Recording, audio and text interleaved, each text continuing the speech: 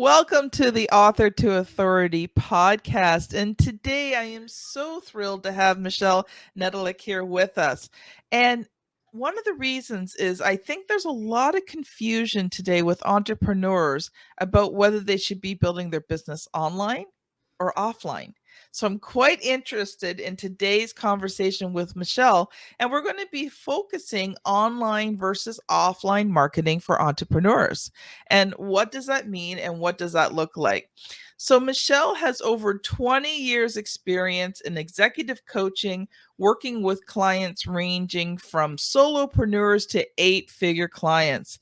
She runs the creative side of her Infusionsoft Done-For-You Marketing Tech service company, helping entrepreneurs to set up and maintain their Infusionsoft through her company Awareness Strategies. So welcome to the show, Michelle. Well, thank you for having me. I'm super excited to be here. Are you impressed? That was a really great opening. That was well articulated. There's some hard stuff in there. I'm going, wow, I think that's meant for print, not reading. Just laughing because I always have my guests give me their bios because everyone's like, oh, I love your introductions. Yeah, I didn't write a single word of it. I give it to you. So, Michelle, I would love to start the show by just having you share a little bit about who you are and how did you come to this place where you're doing this executive coaching and helping entrepreneurs with their marketing. Awesome. Well, I'll try and give you the kind of the highlight version, and then we can delve into whatever you like. But basically, in 2003, I started a speaking company. We started training Bob Proctor seminars, and we quickly morphed into doing our own seminars, into just expanding that business, going into the mindset. I started another company that was all about being able to help people to change their mindsets. And then the executive coaching, specializing in business. And eventually we got our award, a very prestigious award for our work with PTSD. So to me, understanding the mind and how we create change as quickly as possible was fascinating. And it was particularly fascinating in the entrepreneurial world because entrepreneurs are infamous for being able to take information, apply it right away in order to be able to get the result right away. And that to me was fantastic and fascinating. Because you have no choice. Exactly. There was that. It kind of helped push the results along. People are way more motivated when it comes to money than they are in their health and their relationships. And I'm pretty sure that's what it was. Yeah. So in about 2014, 15, somewhere in there, people started asking for more content online. So they wanted videos and they wanted to be able to consume the information when they were available to, as opposed to having to be in a course and things like that, or wanting the recordings of the courses and being able to follow it. So we were a little scrambled by that because my goal had been to make sure that I was always there for people. We wanted to run our business a little differently, which I think in retrospect was kind of a mistake, that we did it all kind of face to face and not being able to incorporate the digital aspects as quickly as we could have. So we'll talk about that later as to what lessons I learned, because there was a lot of really expensive ones there you don't want to learn on your own. So I started putting together kind of the software that I needed. I went to masterminds and did what my coaches told me to do. We created this lovely thing that I now affectionately call Frankenware. And unfortunately, I had a love-hate relationship with Frank. Every time there was an update or some sort of thing, he'd start popping an eye out or losing a limb. And I was like, okay, there's got to be a better way. And then I went to my partner in business and pleasures, we like to say, Brad Mooney. I think everybody needs a Brad in their pocket. I said, can you just take this over? And he was so frustrated with it, being an IT guy. He found Infusionsoft at a conference. He said, I want to do this. I said, you do whatever you want as long as you take it off my hands. And after that, we've had this perfect kind of love affair with tech, meaning that I don't do any of it, which is why I'm in love with it now. And he does all of it, which is fabulous. And we, through the process of going to masterminds, things like that, we realized nobody knows how to do this. It's not their jam. They shouldn't know how to do it. They're good at writing. They're good at speaking. They're good at doing their thing that they're super good at and experienced at. And tech's not it. And even if tech is it, they probably shouldn't be doing their own anyways, because the cobbler's children are never wearing shoes and all of that fun stuff. So that's how we got into it. And yeah, we're loving every minute of it. And it keeps growing. We've recently become certified by the Canadian government for their Canadian digital adoption program, which we're super excited about. And we just keep wanting to help entrepreneurs grow their businesses. Yay, Canada. I love Canada. Aw, thanks. We love you. Oh, don't get me wrong. I love all my American brothers and sisters, but Just I two, am yeah. Canadian, true blue and through. I loved what you said there about making the mistakes and wanting to help people not to make those same mistakes. And that is one of my goals as well. I spent, well, probably 12 to 15 years as an entrepreneur, failing forward, but not succeeding. Yeah. But failing forward. Well, and I think, let me back up a little bit, because I think this is important too. And I think a lot of entrepreneurs get stuck on, yeah, but I've been in business for X amount of years and I'm not a millionaire. Oh, so what? Like, so what? Are you happy in what you do? Do you love what you do? Are you narrowing down who you love to work with, things that you're good at, and where you're at? Because I think a lot of people historically, we have always defined success as kind of, are you in that top echelons of society? And fortunately, I think in the 90s, that started to change from the me generation into more of a, hey, I want to be out in nature and I want to experience life and all this kind of fun thing. But somehow we still are stuck 30 years later in this idea that I'm not successful if I don't achieve this monetary goal. And I'm going to disagree wholeheartedly on that, because I think if you can start to figure out who you are as an individual, and you can start to figure out what you're good at, and you can start to figure out who you like to associate with, you are on a fast track path to success. In that is success. That to me is success. If I'm happy doing what I'm doing, I love, petting my dog and looking at the mountains, this is nirvana. The rest is entertaining. And keep in mind, I help entrepreneurs become millionaires, but it starts with breaking it down and backing up the bus a little bit and going, okay, what do you love to do? What do you want to do? How do you want to spend your life and your daytime doing things? Because that is what success is.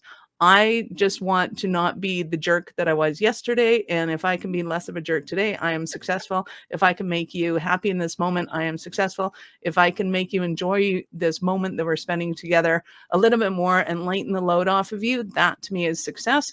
And the rest is icing on the cake.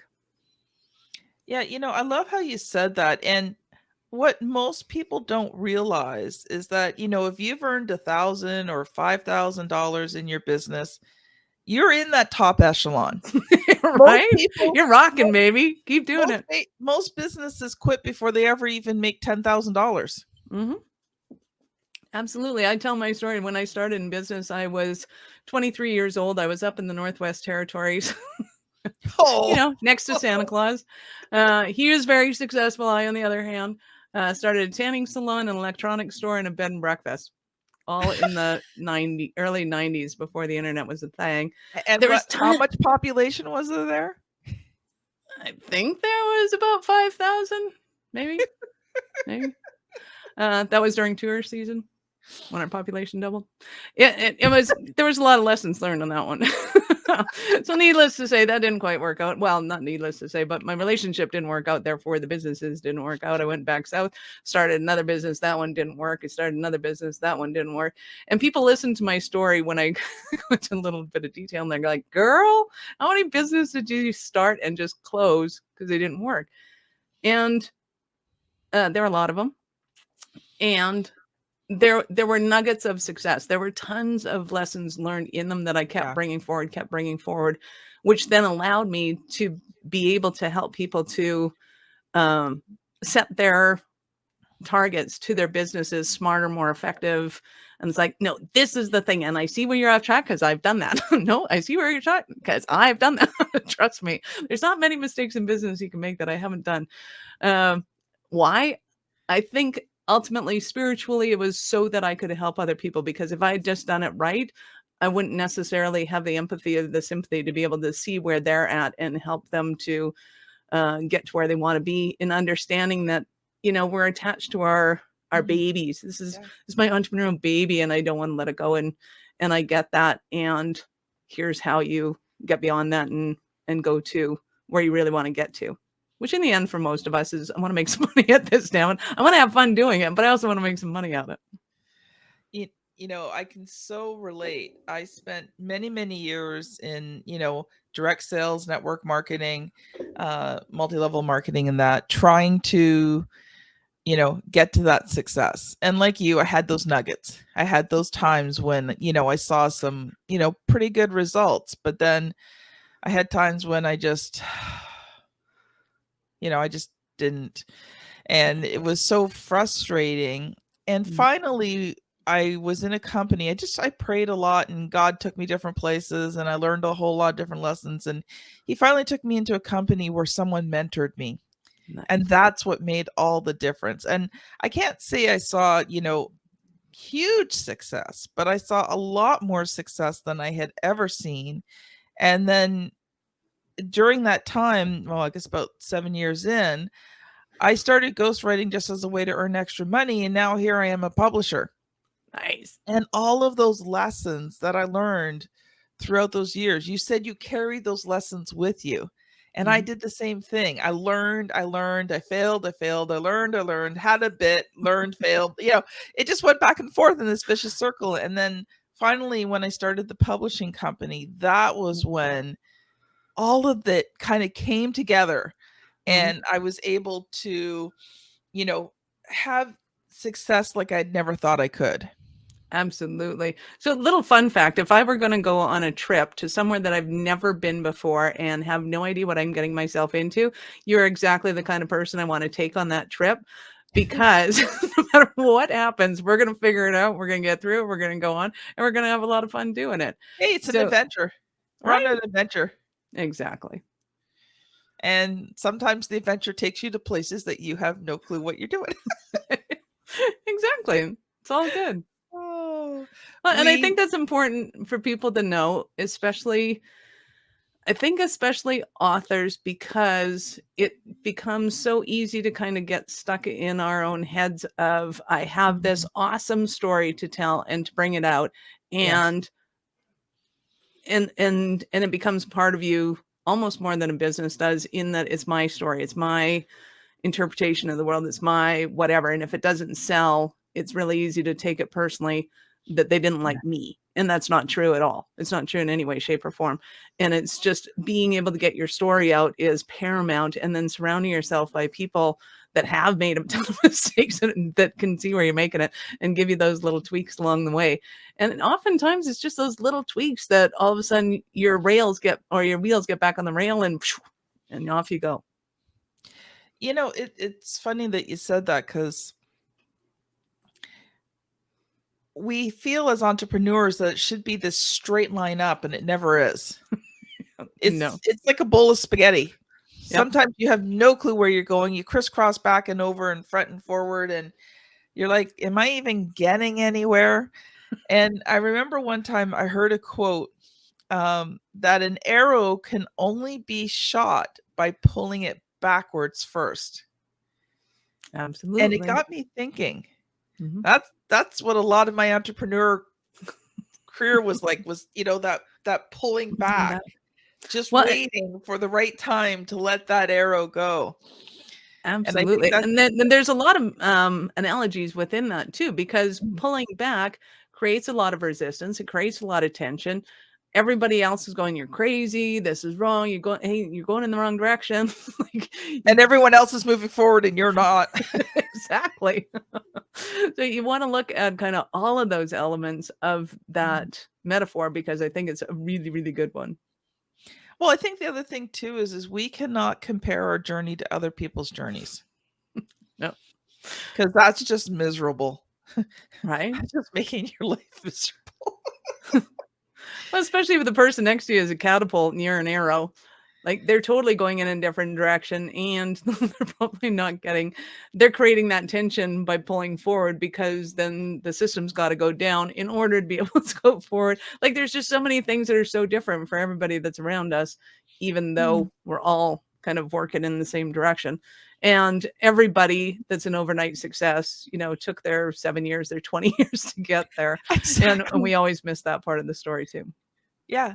And it's true. I mean, you look at, just start studying famous people's lives and see how long it took them. I mean, I am always amazed. Apparently, he was not a very nice man, and he went through some really weird and strange things. But Colonel Saunders was in his 60s when he started KFC, Kentucky Fried Chicken. And he had failed many times before that. He suffered from depression and all sorts of other things. And yet, at the right time. Absolutely. Well, and I love hearing Jack Canfield's story about how they started. His first book was like, if I can write a book and make $1 off of each book and sell 1 million of them, I made my $1 million. I think actually it was 100,000 that he wanted. And I think it was 100,000 because the reason I was so impressed was, one, really, you're only looking at $1 profit on each one of your books, and you're only looking at 100,000. And I get it that at that time, obviously, money had a different valuation to it, but it still wasn't, in my eyes, a huge aspiration. It was aspirational, but it wasn't a huge aspiration. And I think that's the part that we miss, is that we're all looking at the $1 million mark going, how do I make 1 million? When in reality, it's like, how do I create a lifestyle I want? How do I have fun with the kind of people I love hanging around with? How do I make 100 grand? And just starting with like, hey, how do I get this foundation solid so that if I spent every day like this, I would love every day of it, as opposed to, I just want to make $1 million. Then we end up hating our lives. We're overwhelmed. We're stressed. We hate the people that we're around. Like, that's not a good way to exponentially go to 1 million. It's a terrible way to go to 1 million. Well, so figure out how to create the perfect day that you want, and then multiply that day out. And then your odds are a lot higher.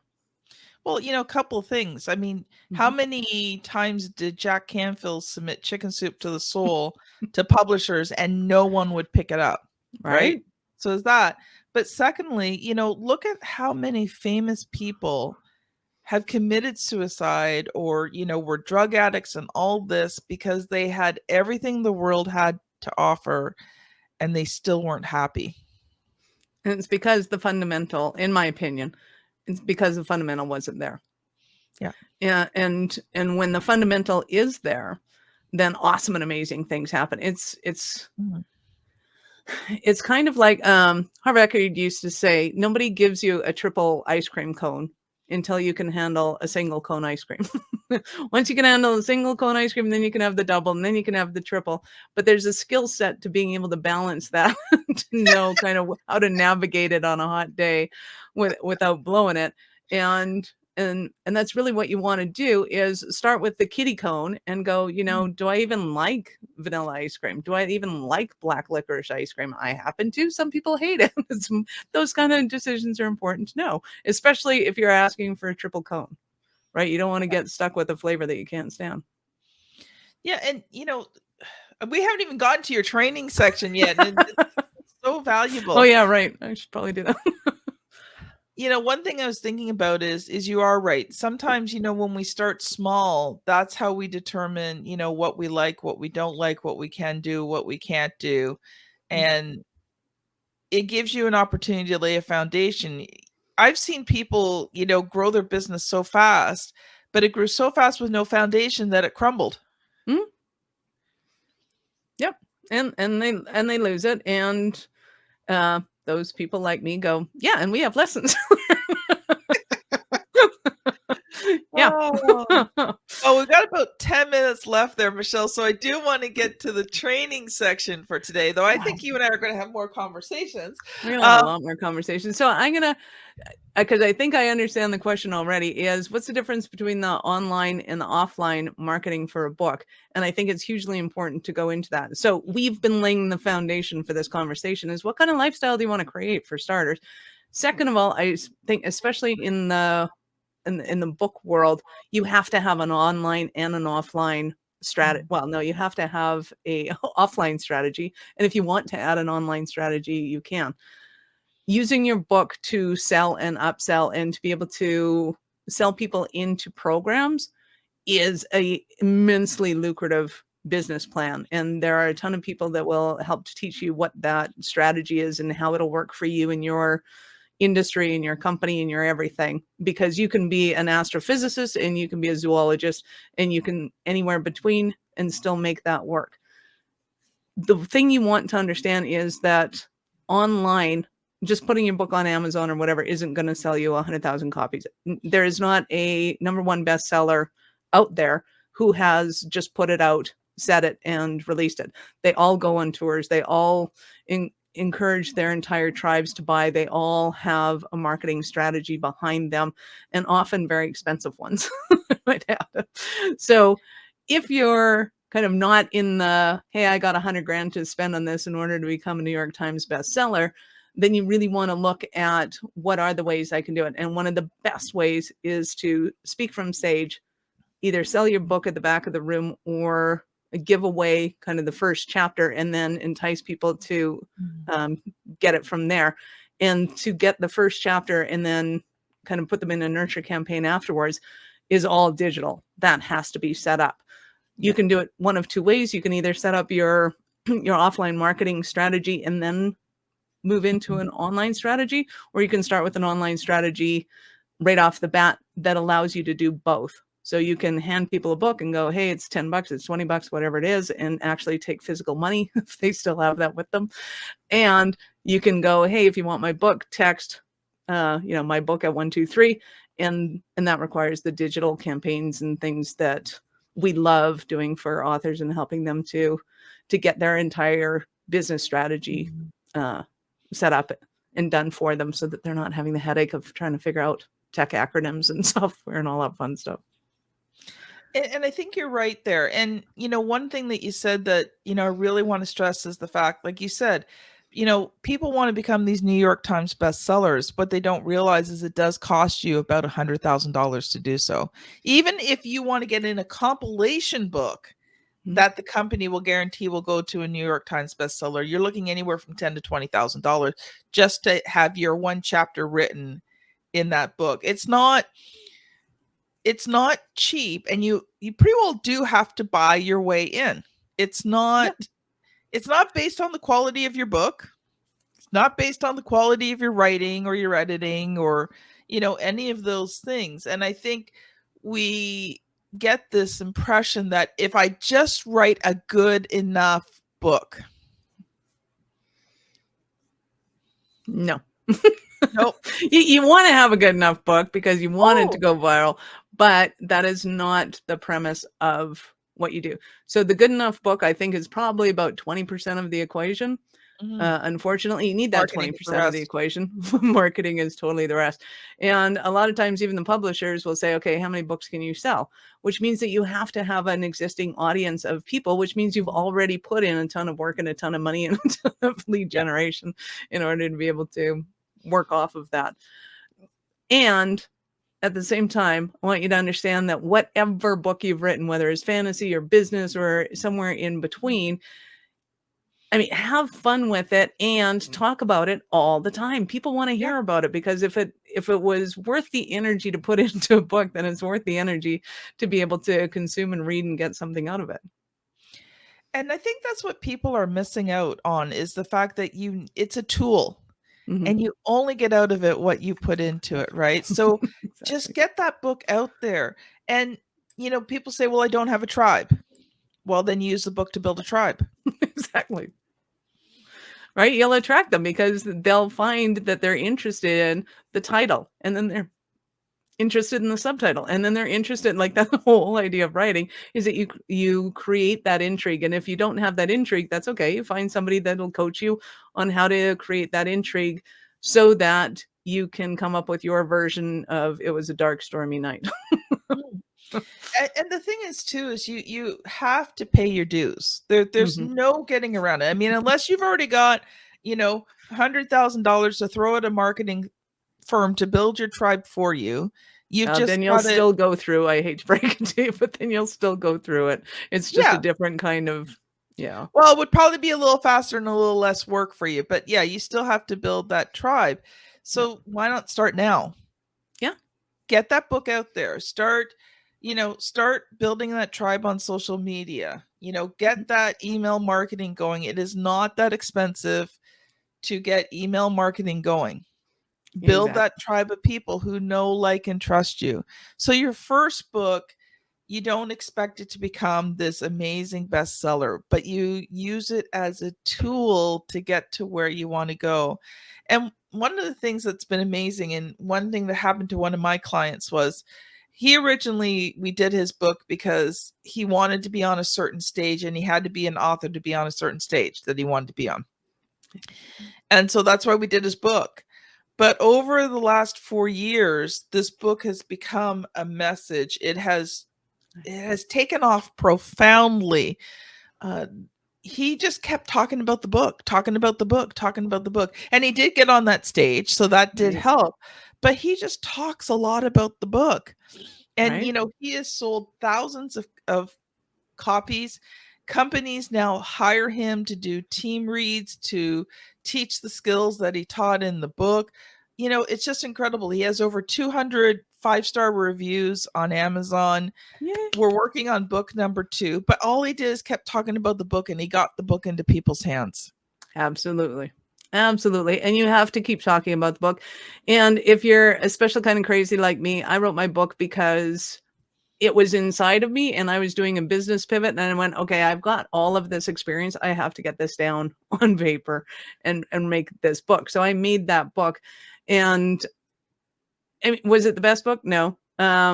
Was I convinced that there was no typos in it? Yes, until I gave it to my stepson who said, yeah, page 1, bottom. Awesome. Okay, note. When you have worked on a book for so long, you become blind to it and you can no longer see the error. I had an editor on it. I had other friends on it, and everybody missed it. And I'm like, first read. Yeah, bottom of the page. So I just went, the book I was talking to you about, we were 18 months into the book. Yeah. And someone came to him and said, and he had sold probably 1,000 copies at that point. Yep. And someone found a typo 18 months in. And they're going to find typos, dude. Right? They're going to. I think the other just let it go. Is, your book's never going to be perfect. So it needs to be good. It needs to be exceptional. It needs to be excellent. It will never be perfect. And a little tip, if you do write a business book and you're worried about the typos, you're like, oh, they're going to hate me. Just put a little note on the back and just say, for the first person who finds each typo, we're going to give them a special prize.